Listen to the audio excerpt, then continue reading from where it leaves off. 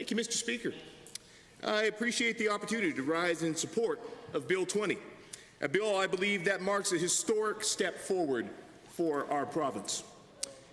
You know, we've heard a lot of criticism since the introduction of our climate leadership plan. I'd just like to make one thing clear. A carbon levy is good public policy. As noted by Dr. Andrew Leach, who chaired our climate change advisory panel, a wide consensus of economists around the world support implementing a price on carbon. In the words of Canada's Eco-Fiscal Commission, a non-partisan commission of economists whose advisory board includes such radical socialists as Preston Manning, former Alberta Finance Minister Jim Dinning, economist Jack Mintz, who members opposite have called on for his non-partisan expertise, they're all part of this group. And they state, carbon pricing makes economic sense for Canadian provinces. It reduces greenhouse gas emissions at the lowest possible cost, helps position Canada to better compete in carbon-constrained international markets by sparking low-carbon innovation and by representing a transparent and credible climate policy, and one known to be effective that may help to secure market access for our abundant and valuable natural resources. There is no argument. All experts agree. Placing a price on carbon is the best way to reduce emissions. Now, it's important to note that in doing so, it is not the imposition of a new cost. It's the removal of a subsidy. For years, economies around the world have failed to take into account the environmental and health impacts of business operations. The costs generated by these activities have instead been borne by all orders of government, who've simply absorbed the direct and indirect costs generated by the burning of fossil fuels. So the costs realized through a price on carbon are not new ones that are being imposed from outside the economic system. They're costs that have always been there. The price on carbon simply makes them explicit and transparent as part of the cost of consumption. This provides an economic incentive to reduce those same costs by reducing the amount of carbon produced. So I apologize for the basic carbon tax 101, Mr. Speaker, but it seems to be something that's needed for some members of this House. Currently, there's about 40 countries and over 20 states, cities, and regions that have all stepped up to put a price on carbon. And now with this bill, Alberta will lead Canada in joining this forward-thinking coalition. Our climate leadership plan was put together based on the advice provided by Dr. Andrew Leach and our climate change advisory panel. It has the support of industry, environmental advocates, municipal and federal partners, economists, health professionals, and investors. And as recommended by economists, every dollar that is raised through this levy will be fully recycled. Now, I was surprised earlier today to hear the member for Calgary Elbow state that he had never heard the term revenue recycling. A quick Google search shows that this is in fact a common term that's used when discussing how government should make use of the funds raised through carbon pricing. Canada's Eco-Fiscal Commission released a report specifically on this issue entitled Choose Wisely, Options and Trade-offs in Recycling Carbon Pricing Revenues.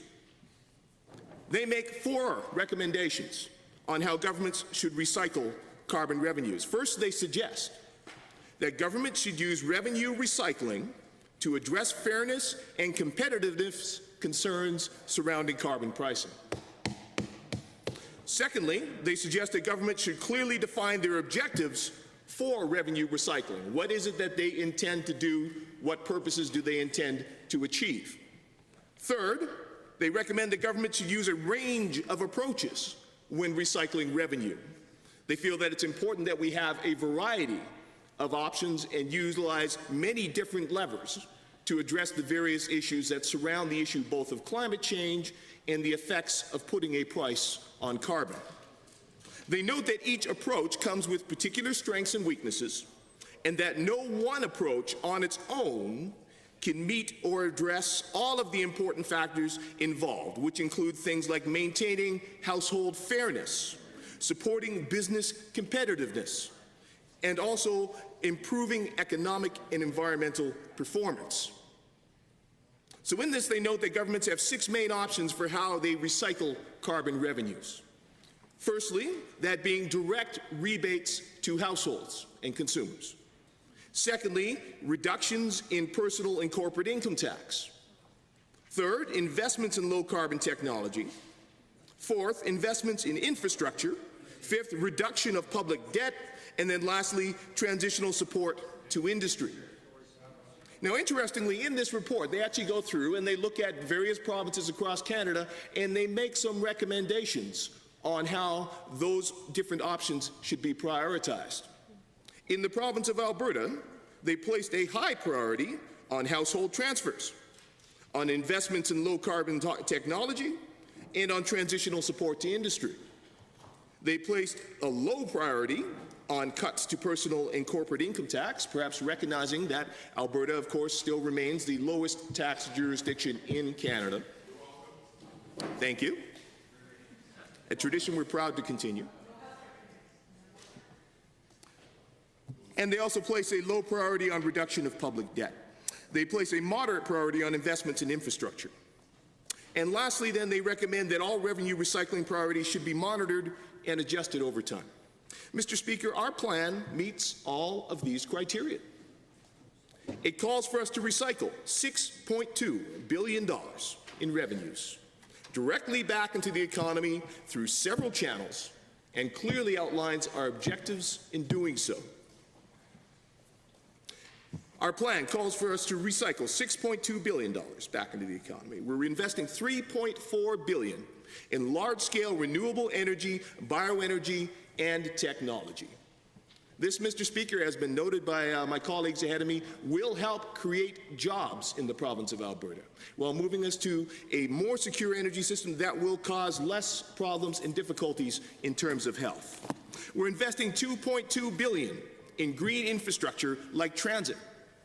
And we're investing an additional $645 million in Energy Efficiency Alberta. At long last, Mr. Speaker, as has been noted by some of the members ahead of me, we are finally bringing an energy efficiency program to the province of Alberta.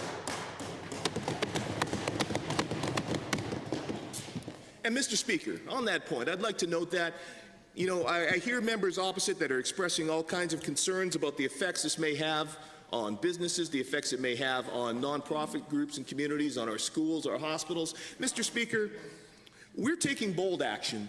Alberta is a province that's known for bold action. We are a province of innovators. We are a province of people who step up and face a challenge. Through Energy Efficiency Alberta, we will be standing alongside all of our community partners. We're not abandoning them, Mr. Speaker. We are going to work with them to help them find the efficiencies that members of the opposition seem to believe are everywhere to be found, except when it comes to climate change or with trying to reduce the use of carbon. We will work with our partners in communities. We will work with them. We will help them. We will provide programs that support them to help achieve the energy efficiency that we need and that will assist them ultimately, Mr. Speaker, to reduce their costs and to pay less than they currently pay. With that, Mr. Speaker, I think we're going to have more opportunity to further this debate. I'd like at this point then to make a motion to adjourn.